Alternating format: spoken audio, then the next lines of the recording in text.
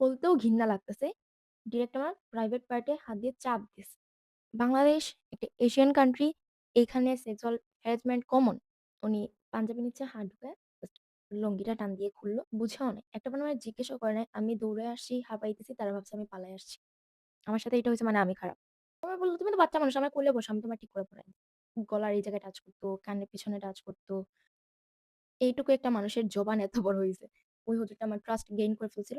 রাতে ঘুমানোর আগে আমি চিন্তা করতাম পরের দিন সকালে আমি কি বাহানা দিব। কারণ প্রত্যেকদিন তো বলা যাবে না। আমি কাপড়ে পিপোটি করে দিছি।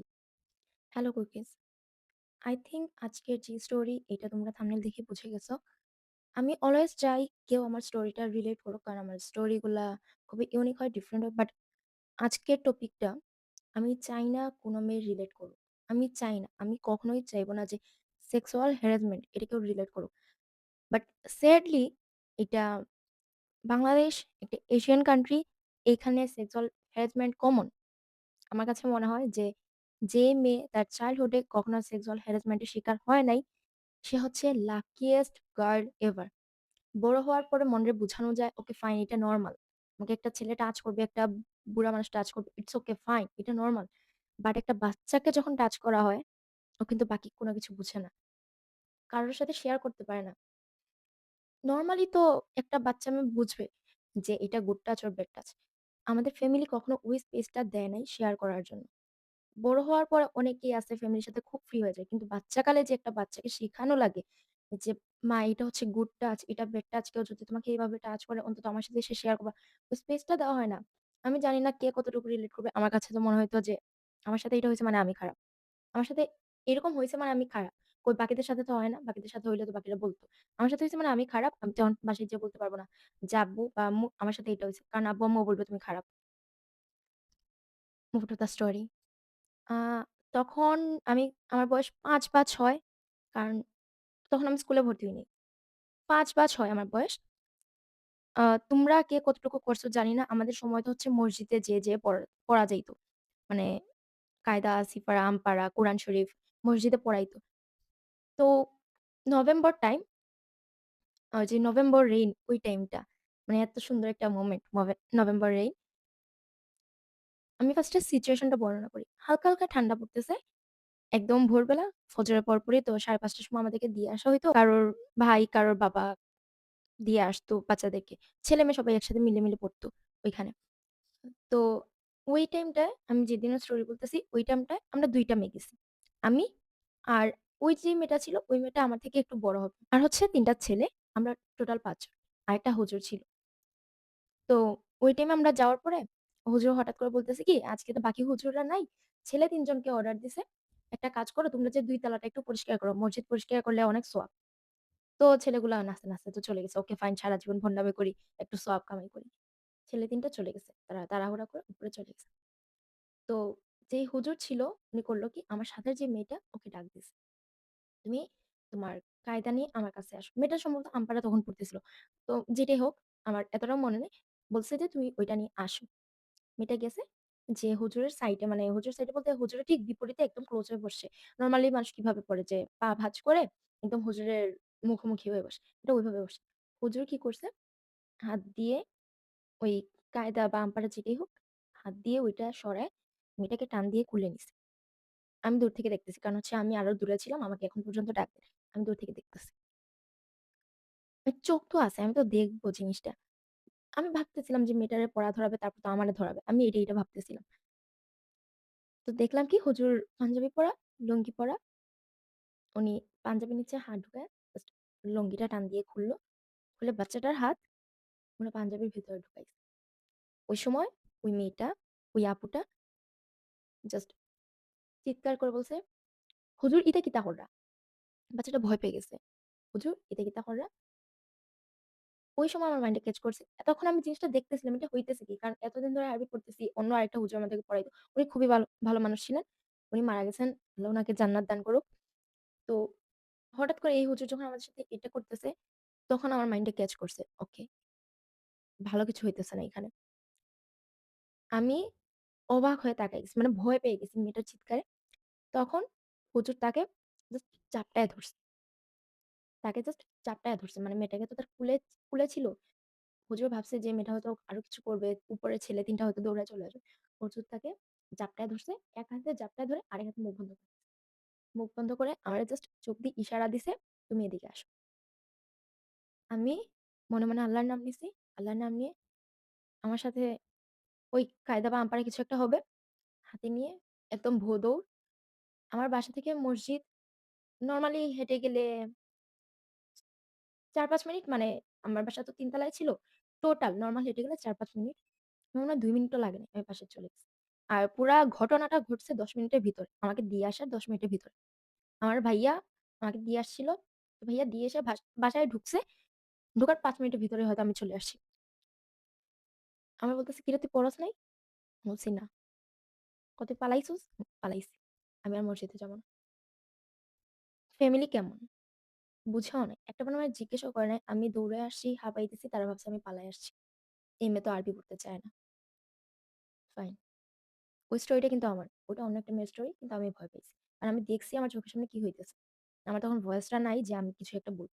আমার কাছে মনে হইছে কথা বলতে গেলে আমারও ধরবে এদিকে পালানো বেটার। 2nd story. একটা লোক খুব উঁচা লম্বা ৬ ৬.৫ ফুট হবে। একদম মোটা-সোটা, কুর্তা পরা। উনি বাসায়, বাসায় যেয়ে সবাইকে দোয়া করে। তো আমার আম্মু আবার এইসব হুজুর-টুজুরে একটু ভালোই বিশ্বাস করত। তো দোয়া করে দেয় এটা শোনার পরে আম্মু ওকে ফাইন। তো আমাদের বাসায় ওই লোকটা আসছে।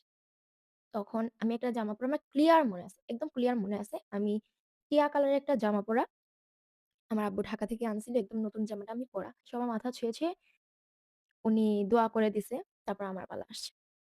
আমাকে বলে, "দাদু তুমি আসো, আসো আমার কুলে আসো, দাদু আসো।" তো আম্মু গেছে লোকটার জন্য চা বানাইতে। এত বুড়া একটা মানুষ, এইজ 60 প্লাস হবে। আমাকে কুলে নিছে। কুলে নিয়ে জাস্ট লোকটার হাত, এত লম্বা একটা মানুষ, এত বড় একটা হাত। আমার বলতেও ঘিন্না লাগতেছে। ডিরেক্ট আমার প্রাইভেট পার্ট এ হাত দিয়ে চাপ দিছে। আমার প্রাইভেট পার্ট এ হাত দিয়ে একটা চাপ দিছে। আমার এতটা ঘিন্না লাগছে ওই সময়। আমি লোকটার কোল থেকে লাফ দিয়ে নেমে ওয়াশরুমে চলে গেছি। তারপর লোকটা চা-টা খেয়ে বিদায় হয়ে গেছে। আমার আম্মুর কাছ থেকে টাকা-পয়সা নিয়ে লোকটা দোয়া করে দিছে। ফ্রিতে তো দোয়া করা যায় না। আরেকটা কাহিনী যেটা আমার মাইন্ডে গেঁথে গেছে। হুজুর মানেই খারাপ। সব হুজুর খারাপ না। কিন্তু আমার আমার সাথে যা, যা হইছে আমি ২-১ জন ছাড়া ভালো কোনো হুজুর লাইফে পাই নাই। 3rd story. এটা হচ্ছে তখন আমার বাসায় বুঝে গেছে এই মেয়ে তো আরবি পড়তে চায় না। এই মেয়ে তো ভন্ড হয়ে যাইতেছে। ওর একটু কোরআন শিক্ষা দেওয়া উচিত। বাসায় হুজুর রাখা হইছে। তো আমি আর ভাইয়া একসাথে পড়ব। তো বাসায় হুজুর রাখা হইছে। আমি আর ভাইয়া একসাথে পড়ব। ওইখানে হুজুরটা কি একটা ফাঁকিবাজ টাইপের ছিল। উনি এসেই বলত কি, "তোমার আম্মারে বলো চা দিতে।" তো উনি ০.৫ ঘন্টা লাগে চা-টা খাইত। আমি তো মহা খুশি। ভাইয়াও মহা খুশি। ঠিক আছে বেশি পড়া লাগে না। তখন তো আর মাইন্ডে থাকে না যে এখানে কোরআন পড়াইতেছেন, বাংলা পড়াইতেছেন, ইংলিশ পড়াইতেছেন। তখন মাইন্ডে থাকে কি পড়তে চাই না। হুজুর বা টিচার যত তাড়াতাড়ি উঠে চলে যায় ততই ভালো। তো হুজুর বুঝতে পারছিল আমি একটু ফাঁকিবাজ টাইপের। ভাইয়া তো তাও বড়। ভাইয়ারা ধমক দিলে শুনত। আমি খুবই ভদ্র বাচ্চা ছিলাম। কিন্তু ওই একটা তো হুজুরের উপর থেকে আমার বিশ্বাস উঠে গেছে। তো হুজুরটা ঠিক আছে ভালো। আমি তো খুব মন দিয়ে, "হুজুর এইটা কি? হুজুর ওইটা কি? হুজুর আমি এইটা শিখছি, হুজুর আমি ওইটা শিখছি।" ফাইন। তো হুজুর আমাদের বিশ্বাসটা জুগায় ফেলছে। মানে একদম ট্রাস্ট করার মতো, চোখ বন্ধ করে ট্রাস্ট করার মতো একটা হুজুর হয়ে গেছে। আমরা তো টেবিলে পড়তাম। তো টেবিলের হচ্ছে কি আ টেবিলের তো এক পাশটা চওড়া হয়, এক পাশটা একটু হয়। তো টেবিলটা দেয়ালের পাশে লাগানো থাকতো। এক সাইড দিয়ে ভাইয়া পড়তো। আর এই পাশে হুজুর, আমি পড়তাম টেবিলের ওই পাশে। হুজুর আরকি মাঝের যে বড় পাশটা ওই পাশে বসতো। তো হুজুর আস্তে, আস্তে বলল, "তোমার এত দেখায় দেওয়া কষ্ট হয়ে যায়, তুমি আমার সাইডে আসো।" তো হুজুরের সাইডে একটা টুল দিয়ে আমারে বসানো হইতো। হুজুর আস্তে, আস্তে করা শুরু হলো কি? আস্তে, আস্তে একদম একটানে আনে নাই। কারণ বাসার মানুষের চোখে পড়বে। আস্তে, আস্তে আজকে একটু দূরে, তারপর একটু কাছে, একটু কাছে, একটু কাছে করতে, করতে তো আমায় বলল, "তুমি তো বাচ্চা মানুষ, আমার কোলে বসো, আমি তোমায় ঠিক করে পড়াই দিই।" তো হুজুর করতো কি? তখন তো আর লম্বা হিজাব পড়তাম না। ছোট, ছোট হিজাব, বাচ্চা মানুষ ছোট হিজাব পড়বে। হুজুর হিজাবের নিচ দিয়ে হাত ঢুকায় গলার এই জায়গায় টাচ করতো, কানের পেছনে টাচ করতো। তারপর হচ্ছে গিয়ে জামার ভিতর দিয়ে হাত ঢুকাইতো। তো শর্ট হাতের জামা পড়তাম অনেক সময় বা হাতে একটু ঢিলা থাকতো। যেহেতু আমি খুব টিংটিঙা সুন্দর ছিলাম। জামার হাতার ভিতরের দিকে হাত ঢুকাইতো। তো শরীরে টাচ করতো, পেটে টাচ করতো। ফার্স্ট এ আমি নরমালি নিছি কারণ ওই হুজুরটা আমার ট্রাস্ট গেইন করে ফেলছিল। তারপর মনে হইছে যে না ধীরে আস্তে, আস্তে, আস্তে, আস্তে লোকটার টাচ খুব ডিফারেন্ট হয়ে যাইতেছে। মানে ওই যে আদরের একটা টাচ, একটা নিজের বাচ্চার মতো করে টাচ করা, ওই টাচটা আর নাই। তো একদিন ওই লোকটা আমাকে খুব বাজেভাবে টাচ করছে। ওইদিন ভাইয়ার অনেক জ্বর ছিল। তো ভাইয়া পড়তে বসে নাই। আমি একা বসছিলাম, এইটাই সুযোগ। রুম ফাঁকা, মেয়েটা একা, ওরে তো আজকে টাচ করছে। ওইদিন আমি জাস্ট বলছি, "হুজুর আমারও ভাল লাগতেছে না, আমারও জোর, জোর লাগতেছে, আজকে আর পড়ব না।" পরের দিন থেকে আমার বাহানা শুরু হইছে। এতটুকু তো জানতাম যে শরীর পাক-পবিত্র না থাকলে কোরআন শরীফ এইসব টাচ করা যায় না। এইটাই আমার প্লাস পয়েন্ট। আমি বাহানা আজকে কাপড়ে পি করে দিছি। আজকে আমার পেট ব্যথা। আজকে আমার অনেক টয়লেট হইতেছে। আজকে আমার ডায়রিয়া হয়ে গেছে। আমি যা বাহানা করতে পারতাম, আমি বসে, বসে না চিন্তা করতাম। রাতে ঘুমানোর আগে আমি চিন্তা করতাম পরের দিন সকালে আমি কি বাহানা দিব। কারণ প্রত্যেকদিন তো বলা যাবে না আমি কাপড়ে পিপোটি করে দিছি। এত বড় একটা মেয়ে, মানে একেবারে তো বাচ্চা না, এত বড় একটা মেয়ে কিভাবে কাপড়ে প্রত্যেকদিন পিপোটি করে। তো লাস্ট মোমেন্টে আমার আব্বু বুঝতে পারছে যে না ও তো কোনো ধান্দা করতেছে। আব্বু একদিন হুজুরের সামনে আমারে কয়েকটা থাপ্পড় দিছে। খুব জোরে, জোরে কয়েকটা থাপ্পড় দিছে। আর সাথে চিল্লায়ে বলতেছিল কি যে, "এমনি নামাজ কালাম নাই, আরবি না পড়ার ধান্দা।" তখন আমার বয়স কত? ৬-৭। তো হুজুর আমারে চোখ দিয়ে ইশারা করতেছিল। মানে এরকম একটা ইশারা যে ঘুরে ফিরে আমার হুজুরের কাছেই আসা লাগবে। ততদিনে হুজুর বুঝে গেছে যে হুজুরের কুকর্মের কারণে আমি হুজুরের কাছে যাইতে চাই। সাথে, সাথে ভাইয়াও। হ্যাঁ, একসাথে পড়া শুরু করছি আমরা। আমি কত আগায় গেছি। মিমের তো কোনো খবর নাই। তারপর আমি ডিরেক্ট বলে দিছি, "আমি হুজুরের কাছে পড়ব না। তোমরা যদি আমার পড়াইতে চাও আমি বাসা থেকে বের হয়ে যাবো।" এইটুকু একটা মানুষের জবান এত বড় হইছে। আমি ডিরেক্ট বলে দিছি যে, "আমি বাসা থেকে বের হয়ে যাবো।" তারপর আর কখনো এই হুজুরের কাছে পড়ার জন্য পিন দেয় নাই। তারপর ভাইয়াও হয়তো বুঝতে পারছে যে মিম কেন পড়তে চায় না। তারপর আমার একটা মহিলা হুজুরের কাছে দেওয়া হয়। এই তো আমি আসলে জানি না আমি এখন আমার মুখ দিয়ে হাসি আসে মাঝে, মাঝে। কষ্টের হাসি। কারণ ওই সময় যদি আমার ফ্যামিলি আমাকে ওই সাপোর্টটা করত, ওই স্পেসটা দিত, আমি কথাগুলো শেয়ার করতে পারতাম। তারপর হচ্ছে শুধু আমি জানি না আমার কনটেন্টটা এমন যে সেক্সুয়াল হ্যারাসমেন্ট ইন মসজিদ, মসজিদ, মাদ্রাসায় কিন্তু এগুলো অহরহ। স্কুলে এতটা হয় না। স্কুলের টিচাররা কিন্তু ওই চান্সটা এতটা বেশি পায় না। প্রাইভেট টিউশনে গিয়ে ঠিক আছে এইসব হয়। কিন্তু স্কুলে কিন্তু এতটাও হয় না। আমি বলতেছি না মাদ্রাসা খারাপ। বিদেশে অনেক ভালো, ভালো মাদ্রাসা আছে। কেন এগুলো বাংলাদেশে হয়? বাংলাদেশের মেয়েরা যদি মাদ্রাসায় সেফ না হয়, আর কই সেফ হবে? মসজিদে যদি সেফ না, আর কই সেফ হবে? মানুষ তো বলে যে মসজিদ আল্লাহর ঘর, পবিত্র জায়গা। এই পবিত্র জায়গায় সেক্সুয়াল হ্যারাসমেন্ট করা হয়। মানে কেমনে? তুমি একটা হুজুর মানুষ। নরমাল, নরমাল যদি জেনারেল লাইনের স্টুডেন্ট সাদা-সিধা একটা মানুষ হয়, মানে সাদা-সিধা বলতে কি আমি জাস্ট নরমাল একটা মানুষ কথা বলতেছি। কোন হুজুর না, কোন হেন না, তেন না। তাহারা যদি এভাবে টাচ করে তাও নিজের মনের মানানো যায় যে না এই মানুষটা করতেই পারে।